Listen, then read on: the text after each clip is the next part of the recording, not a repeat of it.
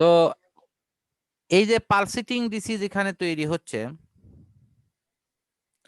এই পালসেটিং ডিসির ক্ষেত্রে আমাদের এটাকে প্লেন ডিসি করতে হবে।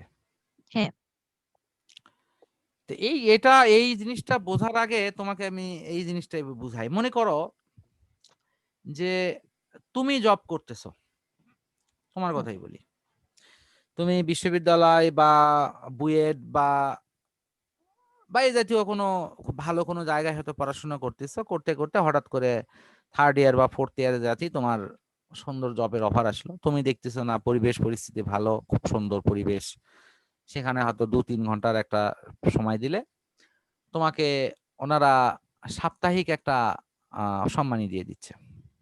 ওকে, আবার এইরকম জায়গাতে এটাও দেখছি যে ডে ওয়াইজও দিয়ে দেয়, যাওয়ার সাথে তারা একটা আসার পথে একটা খাম হাতে ধরে দিয়ে নিয়ে আসে।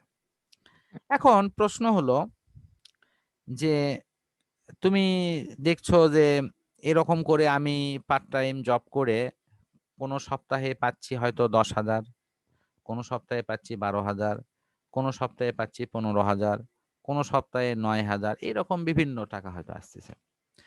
এখন তুমি ধরো 4 সপ্তাহে এরকম বিভিন্ন টাকা এক জায়গায় রেখে তুমি চাচ্ছ যে একটা প্লেন হিসেব করতে। ওকে, তো প্লেন হিসেব করে দেখো যে তোমার এটা আসছে 44,000। তখন তুমি কিন্তু বলবা যে না, সপ্তাহে আমি কত পাইছি? 11,000। তাহলে এটি যদি তুমি এভাবে চিন্তা করো যে 11,000-এর বেশি এলে আমি এক জায়গায় জড়ো করে রাখবো, 11,000 কম এলে আমি ওটা মিল করব, কিন্তু প্রতি সপ্তাহে আমি 11,000 করে দেখাবো। তো আমাদের সাংসারিক জীবনে চলতে গেলে দেখা যায় যে কোনো মাসে হয়তো আয় বেশি হয়েছে, তো পরিবার যে চালায় সে করলো কি, ওখান থেকে কিছু টাকা একটু সরে রাখলো, যে এই মাসে বেশি আছে আমি একটু সরে রাখি। পরের মাসে দেখা গেল একটু টাকা কম আসলো, তখন সে আবার কি করলো, ওখানে টাকা আবার সেটা ফিল আপ করে দিল। হ্যাঁ, এই এই ব্যাপারটা যেমন আমাদের পারিবারিক জীবনে আছে, আমাদের চলার জীবনে আছে, আমাদের ব্যবসায়িক ক্ষেত্রে আছে, আমাদের রাষ্ট্রীয় ক্ষেত্রে আছে, সব জায়গাতেই আছে। সব সময় জিনিস একতালে চলে না। আমাদের লাইফটাই হলো একটা ঢেউ, এটা মনে রাখা দরকার। কারো জীবনে নিরবিচ্ছিন্ন দুঃখ, কারো জীবনে নিরবিচ্ছিন্ন সুখ, নিরবিচ্ছিন্ন সুখ এটা সম্ভব না আসলে। এটি মনে হয় না। হ্যাঁ, এটা হতে পারে যে কারো হয়তো সুখ একটু দীর্ঘদিন থাকিচ্ছে, কিন্তু এরপরে হয়তো হ্যাঁ, তার লাইফে এমন দুঃখ আসবে, তার না এলেও তার ছেলেপুলেদের আসবে, তার সেটাই ছেলেপুলেদের যে না এলেও তারই তার হচ্ছে যে রাতে ঘুম হচ্ছে না এরকম ঠিক আছে, অবস্থা। আসবেই। হ্যাঁ, জি স্যার। এরকম কোন প্রজন্ম নাই যে আজ থেকে 10 প্রজন্ম পার হচ্ছে আর খালি ধনী আছে, এটি সম্ভব না। এটি পৃথিবীতে হ্যাঁ, ধীরে ধীরে তো পড়ন্ত অবস্থা হয় ধনীদের। ঠিক আছে, ওই যে ওই হ্যাঁ, কারণেই হয় তারা ওই নীতি আদর্শ যে ভুলে যায়, সে কারণেই হয়। তা যা হোক, এটি বড় কথা না। তাহলে এখানকার ক্ষেত্রেও ঠিক ব্যাপারটা তাই ঘটিচ্ছে। আমরা যদি এখানে দেখি এই ছবিতে, তাহলে দেখতেছি যে ধরো এর একটা ফ্ল্যাটুর রূপ হলে এটা।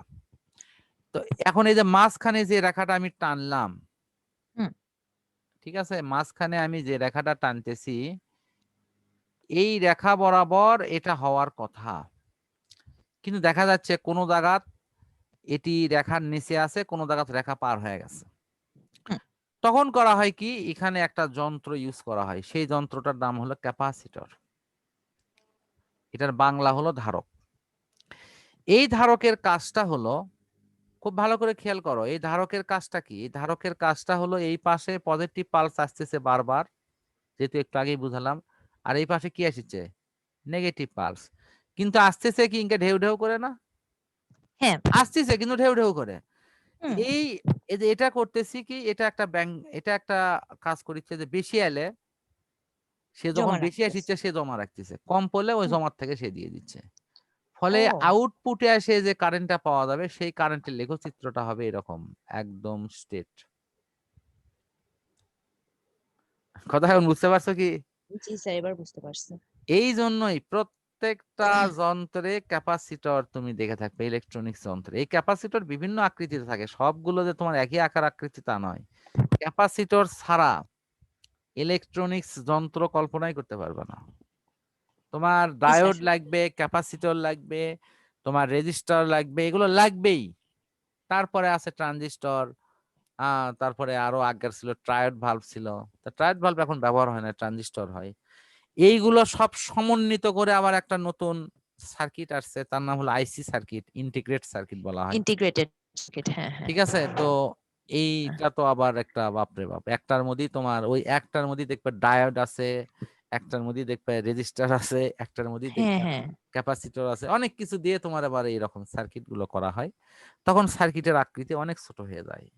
এই জন্যই তো আগে আর মোবাইল গুলো ছিল বাবা হাতের মধ্যে আঠির ছিল না। এখনকার মোবাইল, যদিও এখনকার হয়তো ডিসপ্লে বড় করতে গিয়ে হয়তো মোবাইল বড় করছে, কিন্তু আসলে মোবাইল তো ছোট, হুম। কম্পিউটারও ছোট হয়ে গেছে। এই যে এই যে আচ্ছা। এই ট্রানজিস্টরের আইসি সার্কিট আবিষ্কারের জন্য। যাই হোক, আমরা এগুলো নিয়ে হয়তো পরবর্তীতে ইনশাল্লাহ আবারও আলোচনার রাখি। তো আমি আজকের কথাগুলো এখান থেকে শেষ করছি। তো আমি আশা করি ব্রিজ রেকটিফায়ারের ওপর আলোচনার পর এই পালসেটিং ডিসি কে যে এসি করার ব্যাপারটা নিয়ে যে আলোচনাটা হলো, তো জি এর স্যার। আলোকে তুমি মোটামুটি বিষয়টা হয়তো আশা করি যে বুঝতে পারছো। আর তারপরও এইগুলো রিডিং করো, প্রবলেম হ্যাঁ। হলে আমাকে নেক্সট দিনে প্রশ্ন করো। তবে আমি আবারও বলবো, এটিকে ন্যাচারাল নিয়মে পড়ো, কখনোই মুখস্থ নয়, এটি জি বোঝার স্যার। মধ্য দিয়ে আয়ত্তকরণ। তো ঠিক আছে, আল্লাহ তাআলার কাছে সুস্থতা সবার কামনা করছি, আর সবাই সবার জন্য দোয়া করি।